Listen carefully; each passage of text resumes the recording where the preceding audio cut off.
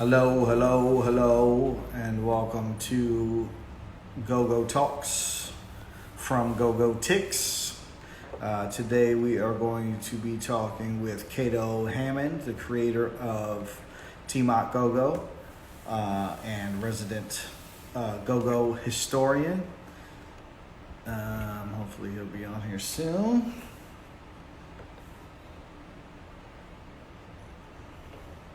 Sorry, my producer's doing her best to make me look presentable here. So there we go. What's up, Kato? You just got a request to join the conversation, or to join the live.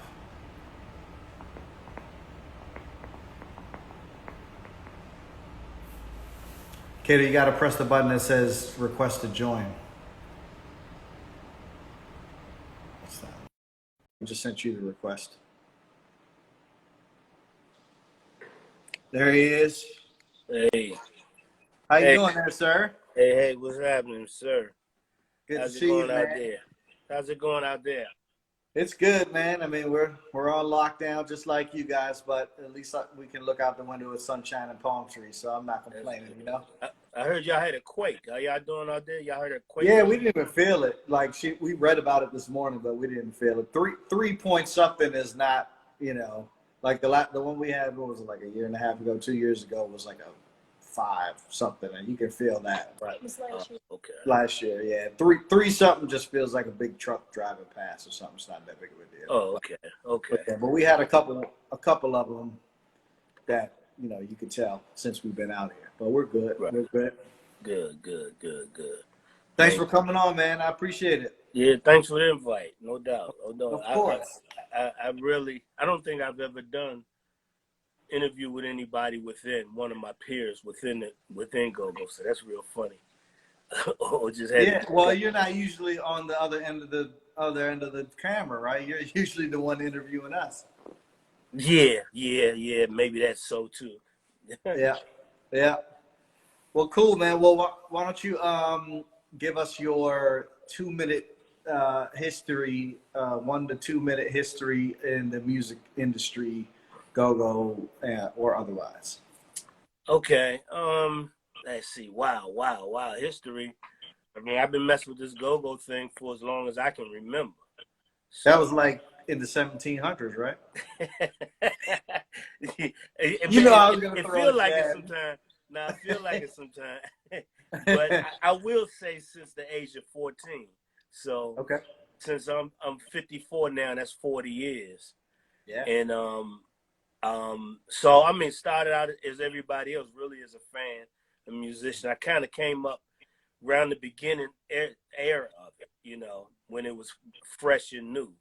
So I came up, through the trenches, going to the different schools, and working with the showmobile and all that. When we were all teens back then, damn near every 80% of Go-Go members were in their teens.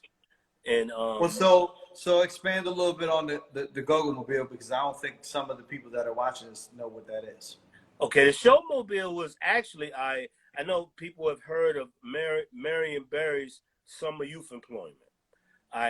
What the showmobile was part of Marion Barry's summer youth employment. So what it was is that when we went for jobs, and I was 15 at the time, when we went for different jobs, let's say you were playing in a band from your neighborhood, whatever that band may be, whether it was Petworth or whoever was playing Mass Extinction.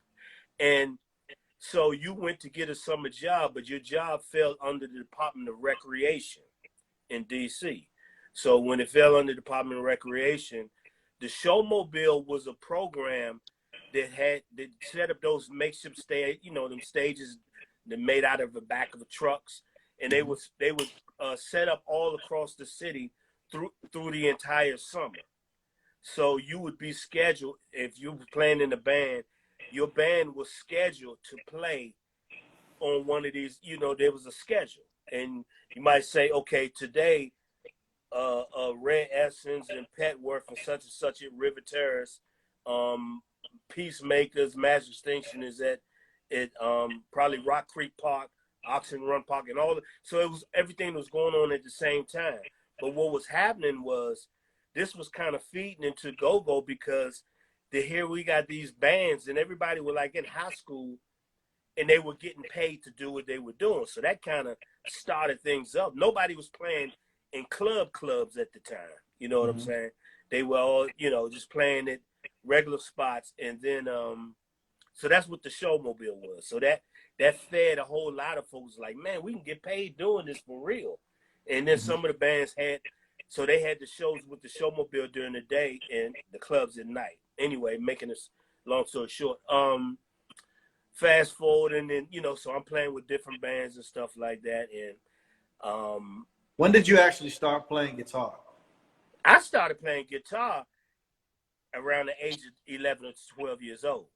Okay. So then like a couple years after that is when you started in the band. Yeah. So when I first started playing guitar, go-go didn't really exist yet. You know what I'm saying? And so I watched it come into play. But what I gotta make a real point. The area has always been big with live bands. So even though bands weren't playing go-go, every neighborhood still had a band. Everybody was just playing.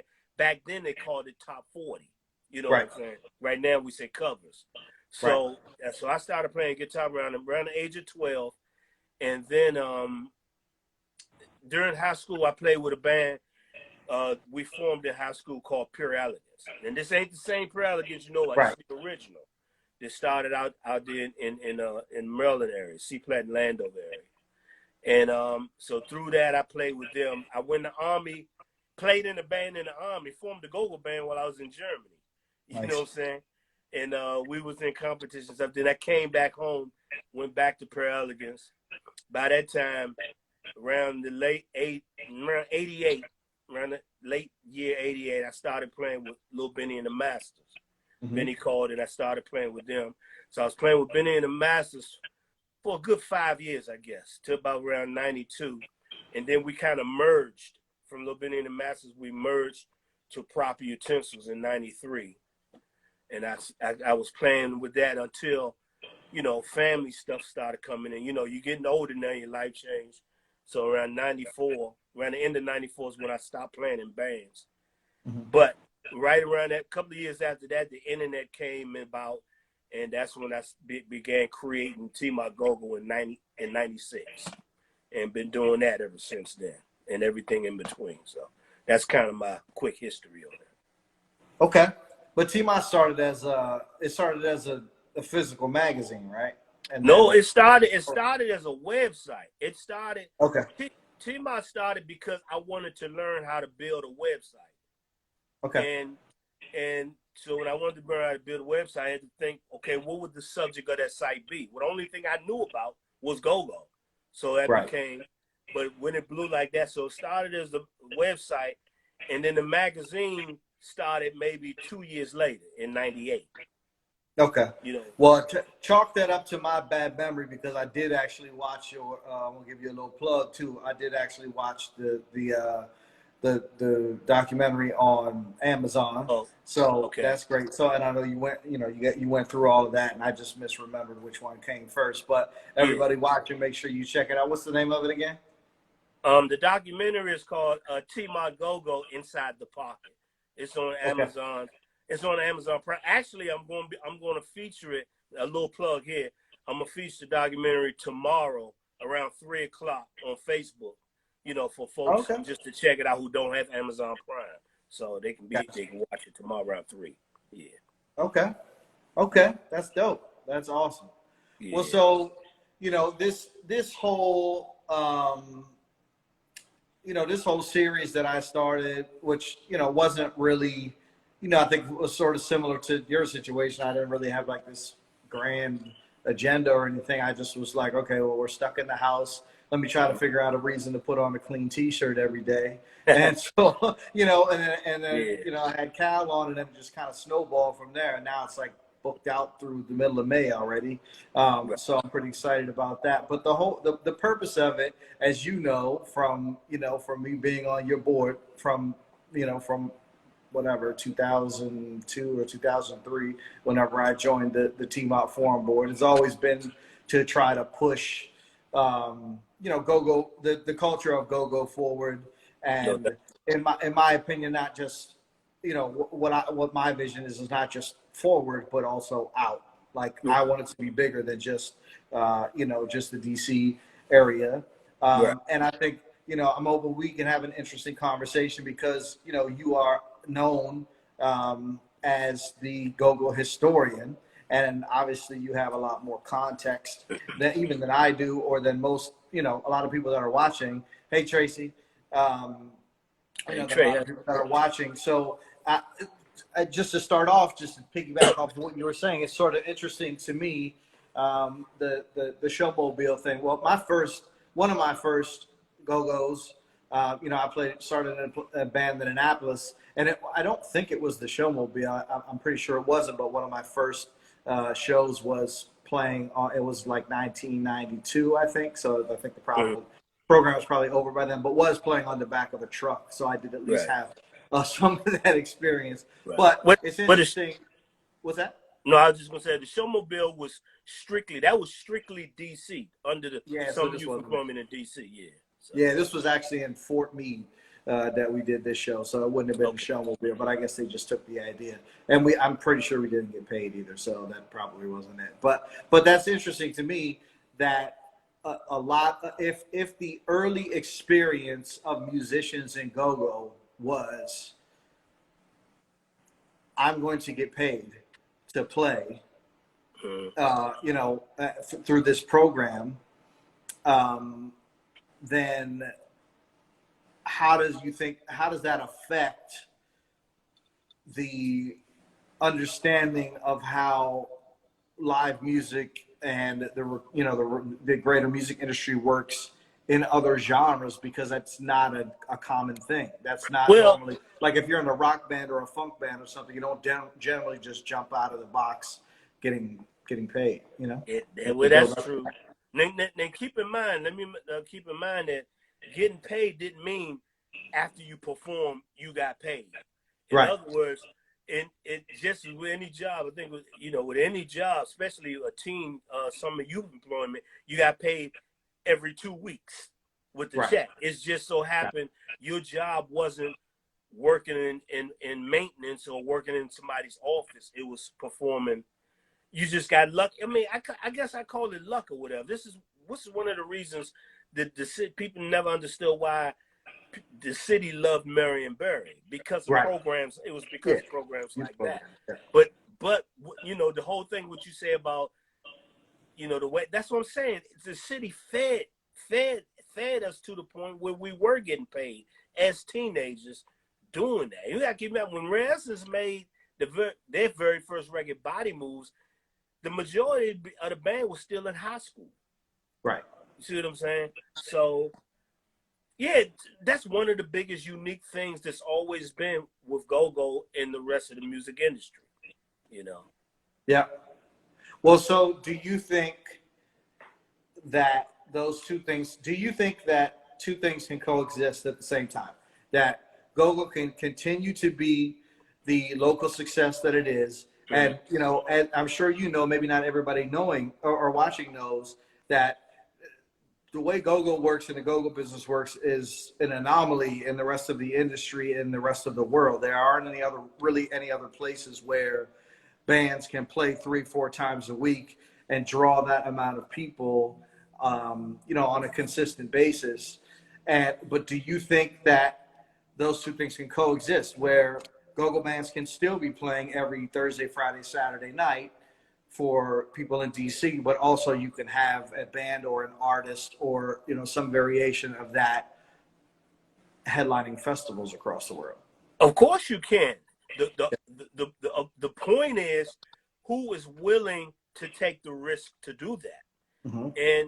And the reason I'm saying that is you got to realize the bands that took a risk in doing that, even though they traveled, and when they left, they had a hard time coming back. Mm-hmm. When they, you know, coming back, I mean, when they left as one of the top bands in the city, when they came back, there was no vacancy for them. You know what I'm saying? So I think that scared a lot of bands, you know what I'm saying? Mm-hmm. Of saying, okay, how can I do both if I can do both? especially a top band. Top bands don't want to lose their spot because you know how. I don't even mean the same. I don't even mean the same band though. I mean, with other bands, of course, most definitely. Yeah, like I mean, Rare Essence is not going to try to go on tour right now. It just doesn't even Right. make sense. You know what I mean? But I'm just saying, is it because I'm saying this because I hear this. Like, there's people have this dichotomy. Like, it either needs to stay in DC or it's going to get watered down, and you know, it's going to be an all white band. Or something. No, You know I don't think. I think the reason that people are saying worried about it getting watered down. One thing about a lot of folks here, they scared for somebody else to do it because nobody here is going to water it down. Mm-hmm. It's embedded in them. I don't believe that. So if it gets watered down, I think that means by others who aren't from here, who don't really get the whole feel of it. Go-go is a feel thing. You know what I'm saying? So so that brings me to another point, because in order to know when it's watered down, there has to be sort of a definition of what it is to begin with. So in your opinion, what is go-go? What makes go-go? Okay, how can I say this? What differentiates it from any other genre? Okay, one thing about go-go you got to understand, go-go is not just what you hear. Go-go is an experience. Mm-hmm. You know what I'm saying? The reason that others outside the area tried to pick it up and couldn't get it because they didn't understand that it's an experience. It's not just the music. Go-go is not strictly about the music. Huh? Mm-hmm. It's a culture. Yeah, it's so it's so embedded in the culture that you really have to understand the full essence of being in the culture. I used to always say, for go-go, if you wanted really people outside of the area to understand go-go, you probably got to put a you ever seen that movie with Steve Martin, Leap of Faith? I don't think so. Maybe if I did, it was a long time ago. If you get a chance, watch it. Okay. Because what Steve Martin did, he was like a gospel thing. But he took everything on the road with him. It was like a big with the choir, it was the choir and stuff. Yeah, he had a choir. Yeah, he had the whole experience. They went to different, and Meatloaf played in it. Meatloaf played the keyboard player. And what they did was they had a big tent. So they would go into a city to a town, and they would build up that tent. Then they would go amongst the town people and invite them to come. Mm-hmm. And the show was amazing. It was a religious thing they did, but it was amazing. When I watched that, I said, man, if go-go, and this was used, I said, if go-go did something like that, people would understand it, because you're taking the whole full experience, not just a band. You can't take just a band and get people to understand it. It's almost like Universal Circus. When Universal Circus go to the different cities and stuff, they bring that whole experience, and you get invited into that tent to experience that experience. Right. And that's what go-go is, a whole experience. There's been many times dealing with people that is in the industry, people like Dwelle, people like Devin the Dude, whatever, when they first, got knowledge of it or got an understanding of it. There have been many people in the music industry, or even outside the music industry, say, I don't get it, I don't understand it. And as soon as you take them to a go-go, it's like, oh my gosh, now I totally get it. That's what happened to me. I didn't get it either until I went to one. I played, and my very first go-go was me playing with the band, and I just went to the first one and played it. I was like, okay, sign me up, and that's just been my life. Exactly, because of the whole experience that you experience. So trying to take that experience and put it on record hasn't really worked. You know what I'm saying? Because they still don't get it. Yeah, I mean, so well. So let me ask you this: Was "It's Love" by Jill Scott a go-go song? It was a go-go song. Yeah, it was a go-go song. Yeah, I'm gonna say it was a go-go song.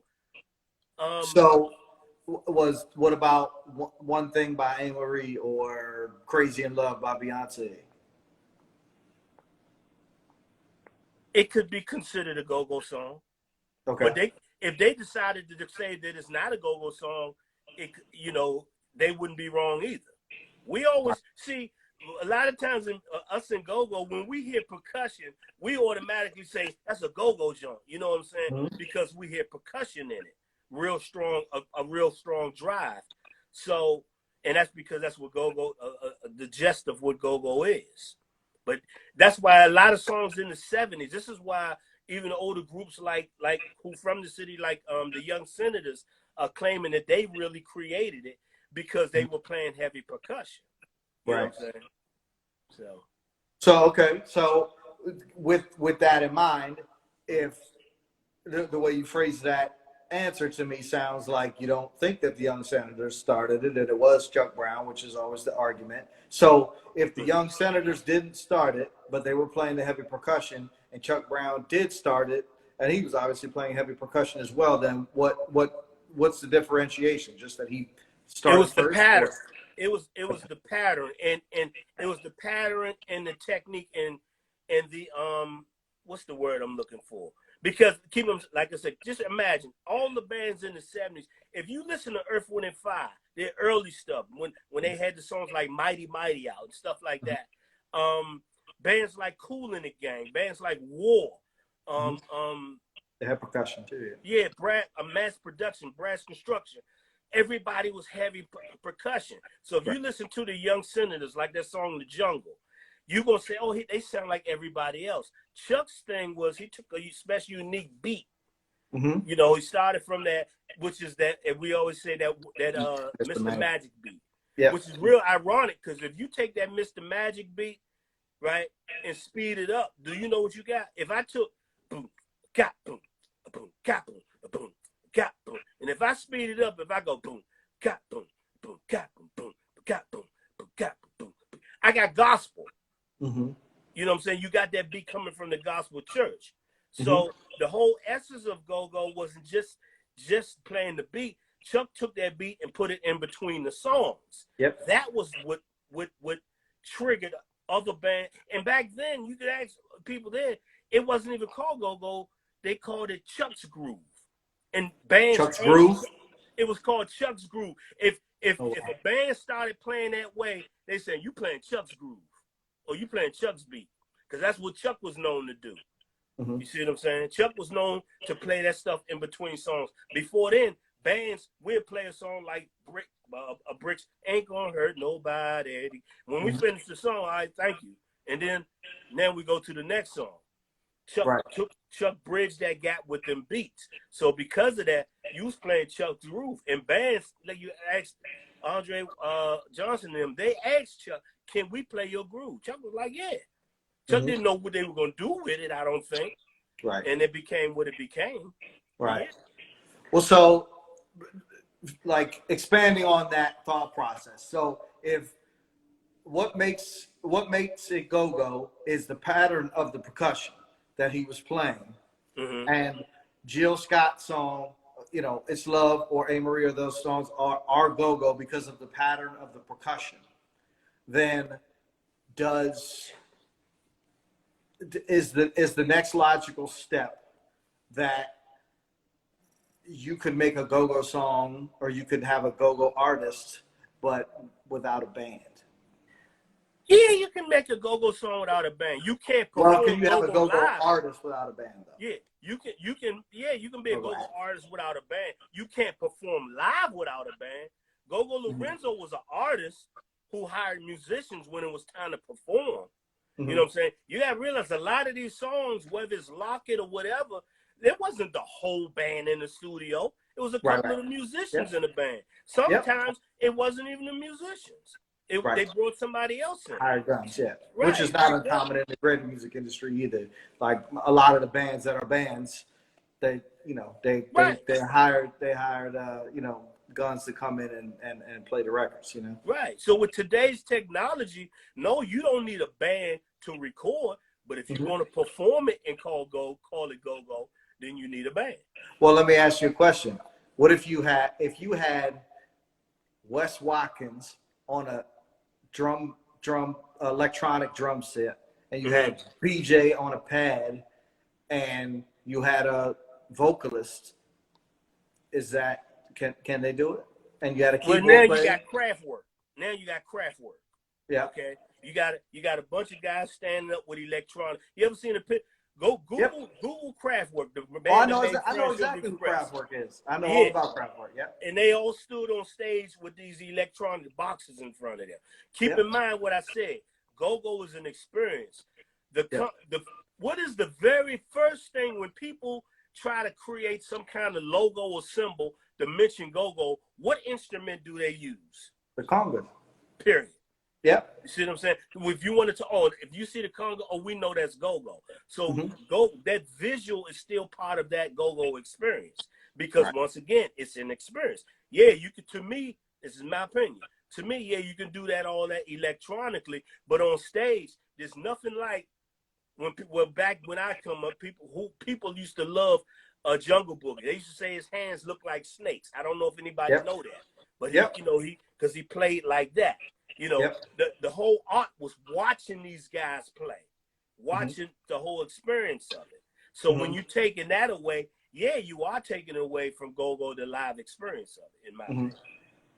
I guess what I'm trying to get at is from someone so I own a booking agency and I book artists all over the world. And the difficulty is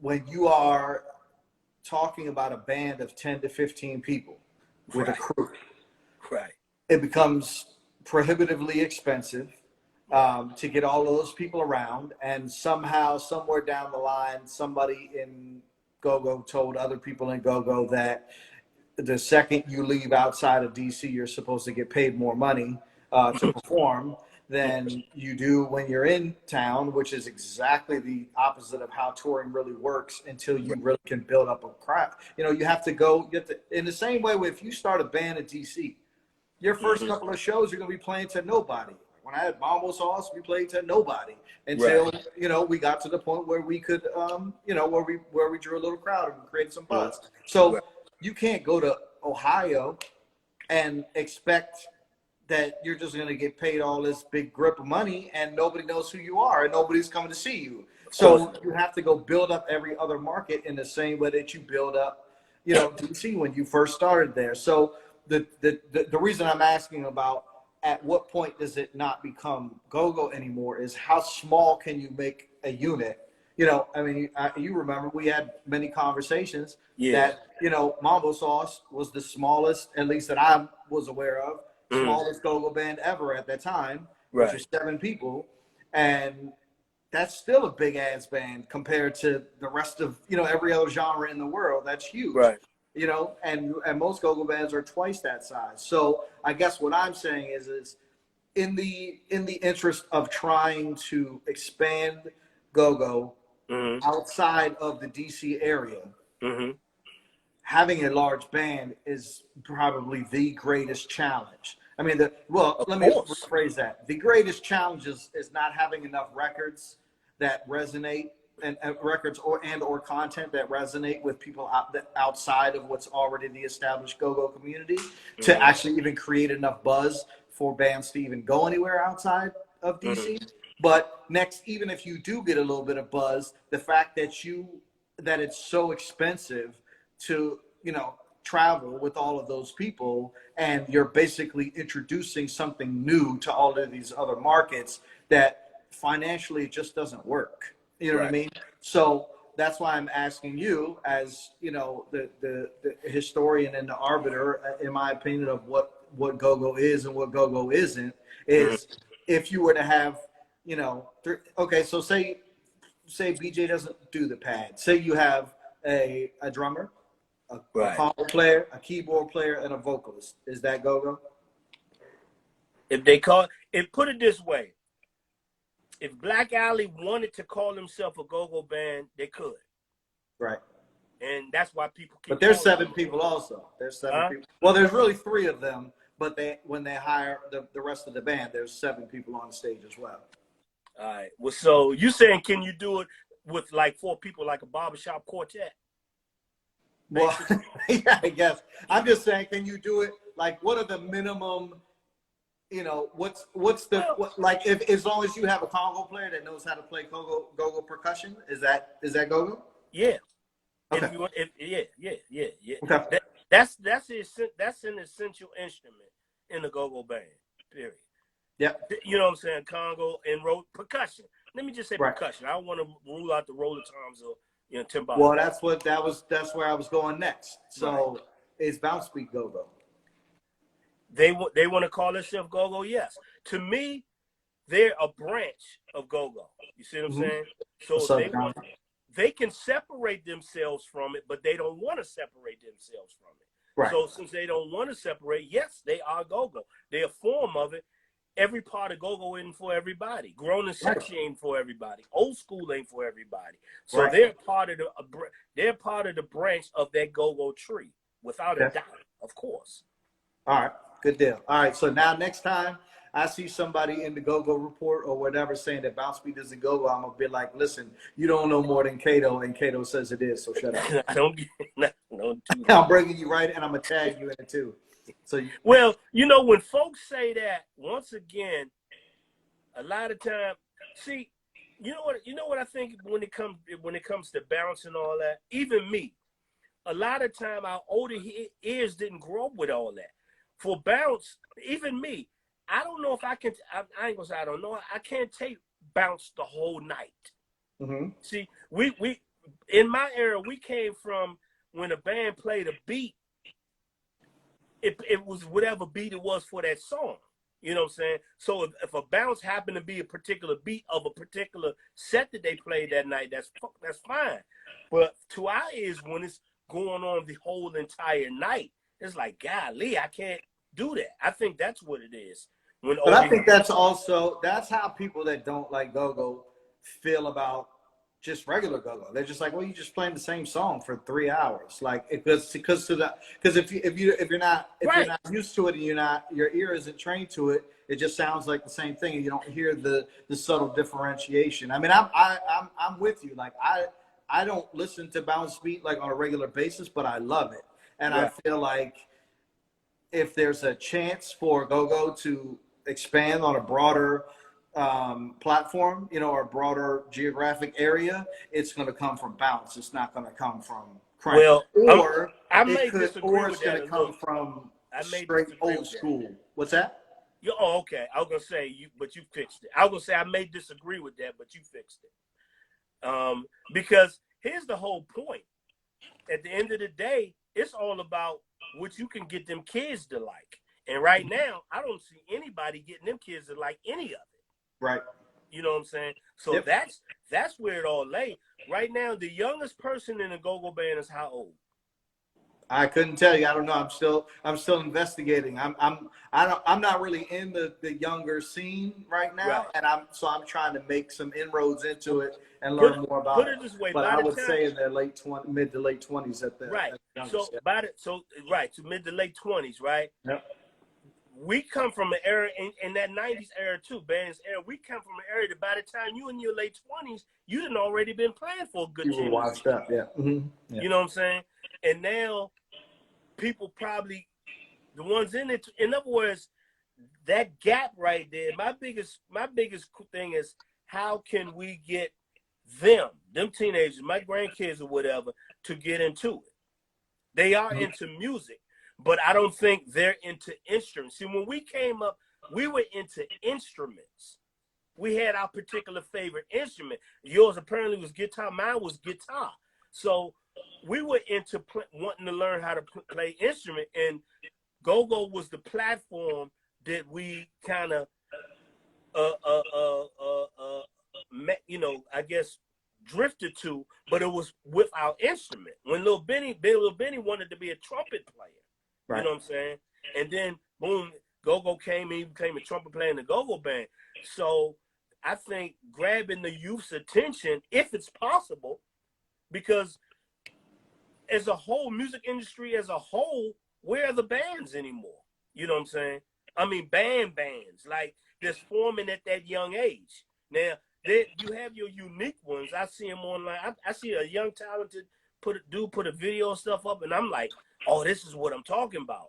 But that's the minority now. Back when we were coming up, it was the majority. Yep. So that's where I think our disconnect is. Our disconnect is because A guitar, a person who want a guitar sound don't need a guitar anymore, and the kids know it. Yep. They can get Well, that's whatever. why that's exactly why I was asking about Yeah. the configuration of the band. Like if you use a, you know, if you use a pad and a, you know, or a DJ or whatever, and you know, congas or timbales, is it still go-go? Like, At the end of because the day, I agree with your sentiment that, yeah, you know, there aren't that many bands anymore. right. At the end of the day, you know, I ain't to say all to be all about it. At the end of the day, it's gonna become what it become. Yep. DJs were upset when they was getting rid of the 1200s. You know what I'm saying? Yep. So, but it still became what it became. So Yep. if the young generation do it electronically, that's what they do electronically. As long as they can keep it going electronically, so be it. So I don't knock what BJ doing or whatever. It's just that we, you know, that's new for our old eyes or whatever. But when you listen to it, you don't know that. When you're listening, it's just when you're there watching. Right. Well, it's the same thing. Yeah, I mean, it's like you said, the same thing with the DJs. You know, I mean, they and even in, you know, the electronic music now. You know what I'm saying? Like it's just a guy up there standing, pressing a button, and throwing his hands up in the air, but they're pulling thousands and thousands of people. But to people like us that came up playing instruments and took a long time to learn how to play an instrument, it's like, man, it's like cheating right now, you know. But again, time waits for no one. So either you can figure out how to adapt to it, or you can just sit around and keep complaining that it's not the way that it was when you came up. Well, and I can see a here's lot of another that thing. Here's another thing about older head folks. They're going to complain anyway. I mean, older head blues musicians, you know, they say, you know, with older head gospel artists, you know, who played it a certain way. So I think the older cats are just scared that they getting iced out. So I think that's where that come in. So you're going to get the complaints from them. That don't matter because the kids ain't going to see no old dudes anyway. You know what I'm saying? The kids are going to see their peers. Do you see, or are you aware of, like, or who do you think, is there any band right now that's out that you think would, you know, could have a shot at a bigger platform, like at you know, as we like to say, go national or go international? To be appealing to a younger crowd, audience? Yeah. New Impressions.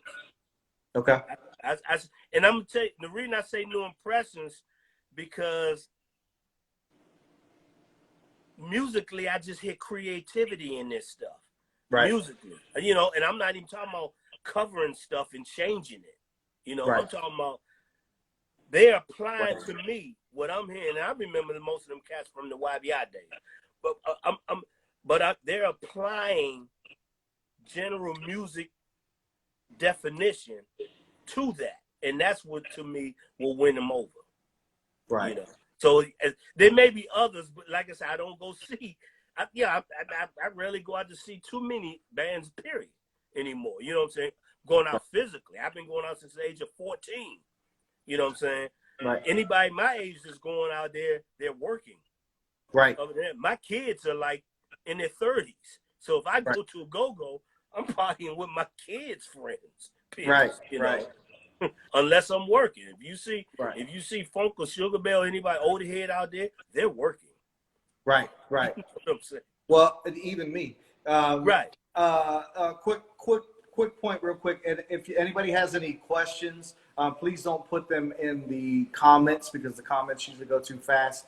Put them in the Q&A section, which is at the bottom where the question mark is at the bottom. So you can just click the little question mark and then ask your question, and that way it'll stay, you know, in the sort of in the little queue. There's also a phone number that you can text to in the pinned you know, description of the show.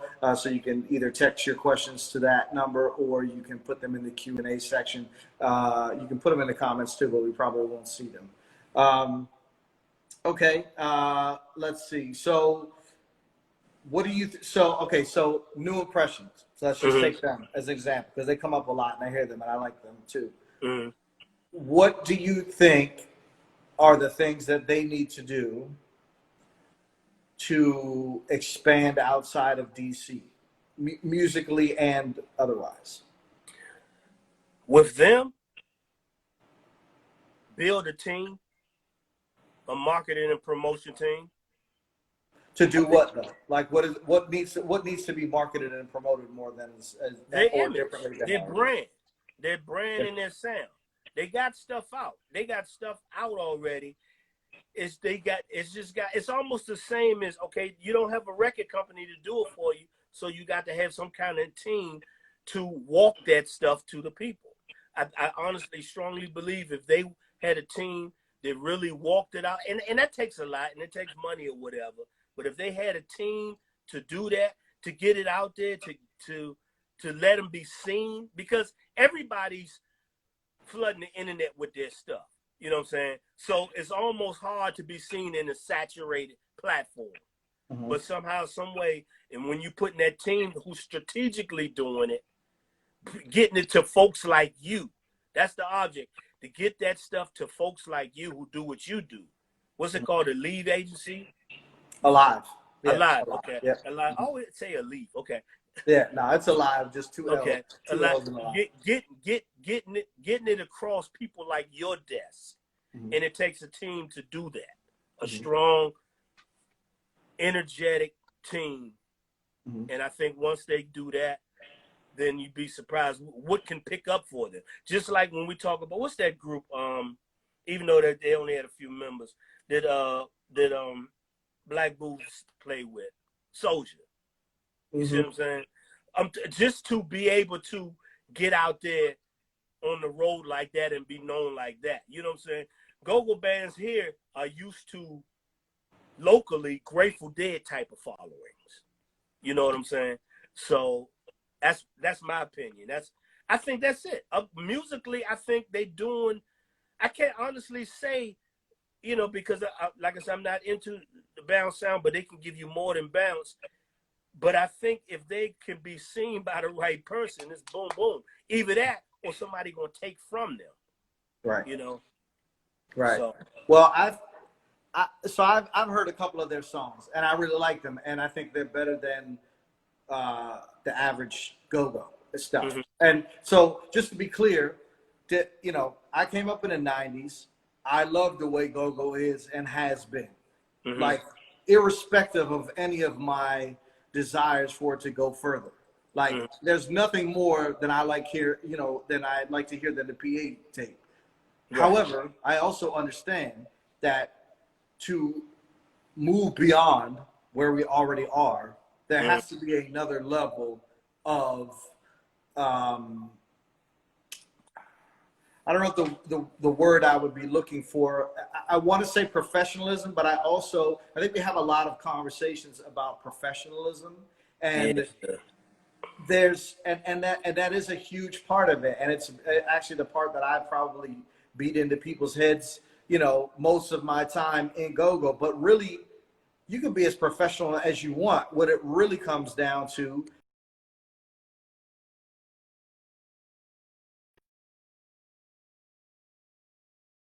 there. All right. Sorry, Wiley Brown, Chuck Brown's son, just booked his interview on here, and Wiley, my wife pressed it by accident, and it went to the screen. Took off the screen. Oh, that's what that finger was. Okay. Yeah. So sorry. What's up, Wiley? What's up, Wiley? Thanks for booking that, man. Looking forward to talking to you.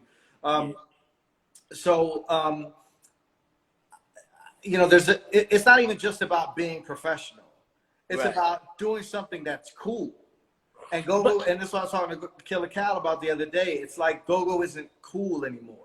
You know what I mean? To who? But that's a question. To who? Because it's about what in every individual's vision is. Cool to who?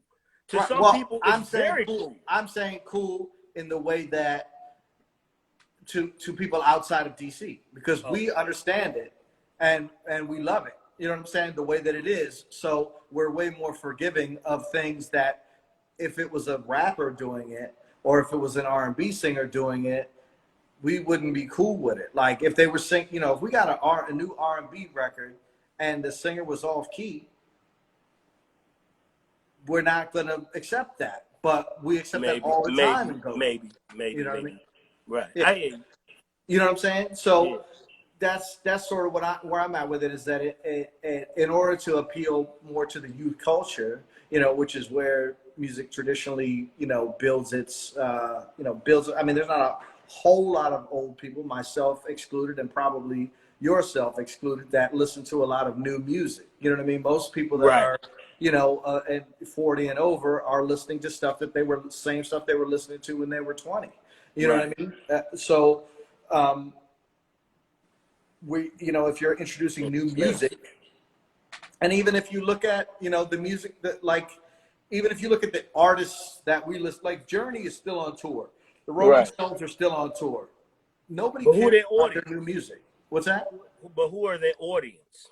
Right. No, that's my point. Yeah. I think we're agreeing with each other. That's my point. Yeah. Their audience is an older crowd, and Right. even their older audience doesn't care about their new music. They're just going to hear the songs that they know from their grew up. younger days. So if we're talking about creating new go-go music that can appeal to a younger demographic, we have to understand what the younger demographic likes. You know what I mean? Well, I'm And gonna tell you what I think the younger demographic like. what's that? Younger artists. I agree. Period. 100%. I think the fact that you're older, period, is the hindrance. That's where the block is. Yeah. If there was a young band, I'm talking about a band like in their late teens or 20, that was piping hot, they right now I'm gonna say in the city right now. In the city, it's theirs for the taking. Yep. They can be the bridge. I used to call Junkyard, I still call them that, leaders of the new school. Mm-hmm. Because Junkyard was the band that bridged the 80s to the 90s. 90s, yeah, absolutely. And I always said that. I said, because of that, they're the leaders of the new school, because 90s was the new school of it. Yep. You need, and they was at the right age at the right time, because they were so young in the 80s. They were at the right age when the 90s came in. Right.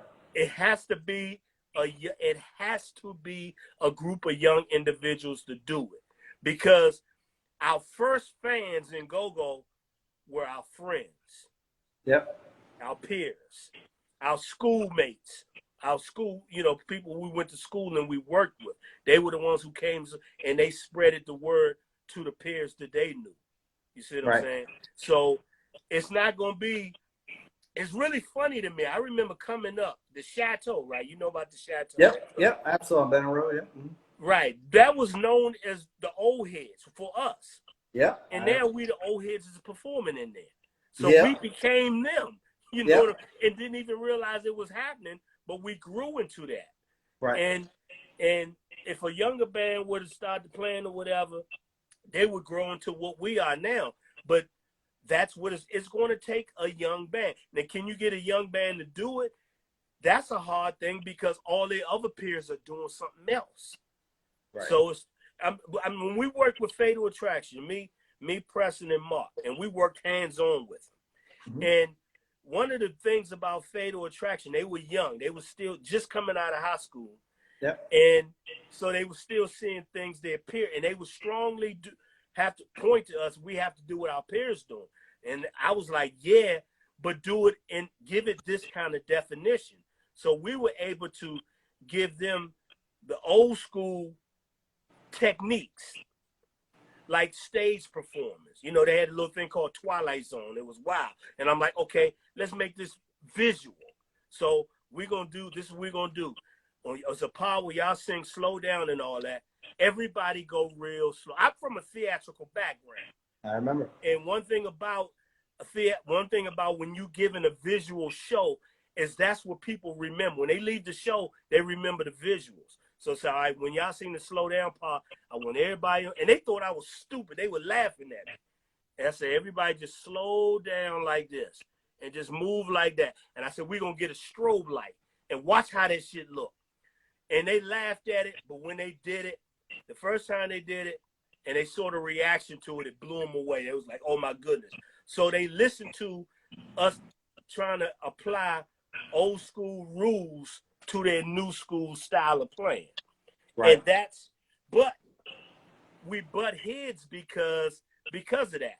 It was funny because we used to say, watch when y'all get older, y'all gonna see all this. You know what I'm saying? You're not understanding we tell. And it's funny because all of them older now, the ones that still playing, they're playing with groups like Team Familiar and Vibe and all these other cats. These are the same cats who were young kids that we was telling them, watch this. I remember the first time Rico, we used to say, man, wait till you get old enough and you go into the classics. First time he reached the age to get to the classics, he's like, oh my gosh. He experienced a whole new adult world. But they still had their hand on the young generation. So it has to be a band like that has their hand on the young generation to be able to bridge it. Or in my opinion, it ain't happening if they don't. I 100,000,000% agree. So that begs my next question: is New Impressions too old? I don't know how old those guys are, but I assume they're not. Yeah, because when we were managing, that's why I know someone from YBI. Because when we were managing Fatal Attraction, they were playing on cars with the groups YBI and others. For the young when I say young generation, I'm talking 15 and 16, high school. You see what I'm saying? So there may be a disconnect there. I don't know. You know what I'm saying? Let me tell you something about that Mo Chiller thing. I'm going to touch on that right quick. Sure. That wasn't surprising to me to see all those people out there. Was to me. That age group. Whatever the age. DC likes to party. It don't matter. And if it's free and we can get to it out there, we love to party, especially when it's free, and we love what the in crowd is doing. If everybody going down there, man, you going down there? It's all about who gonna be there. So that wasn't surprising to me. If you've been in this long enough, you've seen Backyard done that many times before. Northeast has done that many times before. It may have been new to some people, but to me, I'm like, okay, boom. Where's it going to go from here? Can you transfer all these people? Can you, now that you got all these people's attention, can you transfer product to them? That's what I haven't seen. Right. Somebody asked me. Now that you got their attention, can you feed them? Right. Yeah, no, absolutely, and I think that's definitely where the ball is being dropped. And somebody asked that the other day. I have a couple questions, or I just have one. I guess one question. Well, one statement and one question in here. So Bootsy Vegas says, "I just want to say you guys are amazing, and I love this conversation." So, man, thank Bootsy, you, sir. that's my man. I can't. I watched him the other day. I see he got a new project coming. I can't wait to hear that, John. Yeah. No, he sent me some records from it the other day too. There's definitely some strong potential there, but it's definitely for the older crowd. But it's dope. It's definitely dope. Well, I'm an older crowd, so I'm ready. Yeah, there you go. Jerron says, King Jawar 87 says, why don't the bounce beat bands get enough credit for putting out original music? And just so you know, we have 7 minutes left before this thing cuts off because it only gives my opinion. Why don't they? Yep. Because for some reason, I'm not saying they don't. It hasn't come across me. Here's the thing. I run the TMOT thing, right? Yep. I run the online radio station. I mean, boom. Everybody got online radio, whatever. I don't get on there. Forget a talk show. I'm not trying to be the star. Just, I always say, send me your music. You send me it. I know it's there when you send it. I'm not going to go looking for it. Yep. Get out of that mentality that somebody going to come. Ain't nobody going to look for you for nothing. You got to let it be seen to whoever. I've had Nico, whoever. Radio station DJs that I used to work with at WPGC. At WPGC, we always complain that radio doesn't play us. I've had DJs at the radio station come to me and say, hey, can you get me this record? Because the band hasn't sent it to me. And I'm like, what are you doing like that? And to me, I think that mentality has a lot to do with, and I don't know where it came from because it was around before I started. That mentality has a lot to do with why GoGo is still where it is today, which is not a bad thing necessarily. I love where GoGo is today, but if we wanted to go further, we can't on one hand act like local cover bands and then complain that you're not Beyonce. Like if you just want to play on the weekends and you work your regular day job and get a couple of girls and make a couple of dollars, and cool. There's absolutely nothing wrong with that. Like there's no shame in that. Like there's cover bands all over the world that play cover band, you know, that play covers all night long, and there's nothing wrong with that. But you can't take that strategy and then complain that you're not Drake. That's the only thing. You know what I'm saying? You hit the hammer on the nail. You can't. There is a mentality here. There's a mentality of entitlement. Yep. Go-go artists are probably the most and because this is DMV area is such a small area, everybody know each other. You got to be careful. It's hard to say, man, y'all didn't crank or such and such didn't crank. Folks want to fight you. Yep. Just because you say you didn't like such and such. Well, So send me some records and send me some records because I'm in California, so they can't fight me. So send me some records and send me some videos, and I'll tell you if it sucks or not. And they can't come beat me up because I'm all. There's another thing about telling somebody something sucks. One thing I'm totally against is a gatekeeper. This is why I hated radio. This is why. Yeah. Yo, hold on. Yo. Okay, I thought that was my grandson. This is why the whole thing of building that online radio thing from the very beginning, which we the one who created it from the very beginning, was to battle that, to say anybody send your stuff. We're not going to be the gatekeepers. I don't believe in gatekeepers. I hate gatekeepers. Let the crowd, let the people decide what cranks or not. True, indeed. I Well, mean, that's. I don't call out no names, but I know y'all got y'all stuff played through PGC, but I know when we tried to get Fados played through PGC, the guy there who I thought was going to be a representative of us told me it ain't enough fire. Who are you to say if it ain't enough fire? Put it on it and let the people find out. Or right. Do what you do. Put it in rotation where it's to the point where people, it just grows on them. Sexy Lady was in rotation heavy. I'm driving in the car, my little niece in the back singing Sexy Lady. Why? Right. Well, why she singing it? Because she was hearing it all the time on the radio in rotation. Right, but there's a spark. There's a spark that starts that fire, and it's way easier to get that spark going now than it was back then. So the spark, and because now you can just put your shit out on SoundCloud, you can put it out on Spotify for $10, and you can see how many people are streaming it. And if people aren't streaming it, then it isn't working. So make something else hotter. You know what I'm saying? No, I understand that, but there's two reasons. First of all, they got to know it exists. There's been many. But that's the artist's job to figure. That's the artist's job to get to that first step. Exactly. It's not the radio's job. The radio comes later.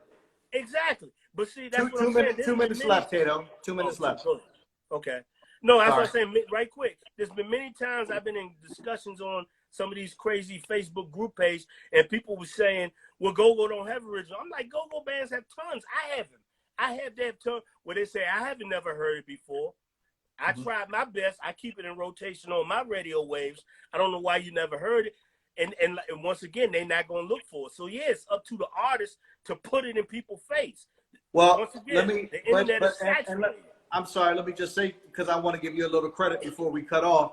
Yeah. I commend you for doing what's necessary to be done these days, which is put out a shitload of content on a consistent basis. And that's what you've been doing, you know, with your songs that you're putting out, with your music that you're putting out. So in the spirit of that, do you want to plug that? And is there anything else you want to plug before we go? I put it this way. After many years of not playing guitar, I fell in love with the guitar again. Right. So that's what's happening with me. So I'm like, and I've always write. So I'm like, man, now I can put this stuff out myself. Some of this stuff I wrote years ago. Somebody say, man, that just sound dated. It is, because I wrote it years ago. But music is music. Some of it, not all of it. I just released one the other day. Because of this COVID stuff going on, I wanted to tell people. I was inspired by Bill Weathers. And where can they find it? You can go to KatoHammond.com. Or the latest album, you can go to KatoSoulFood.com. SOUL food, like soulfood.com. And that's the latest album because it's called Soul Food. Is the music on like Spotify or Apple? All of that. It's on all those platforms. Go to Spotify, type in Kato Hammond, go to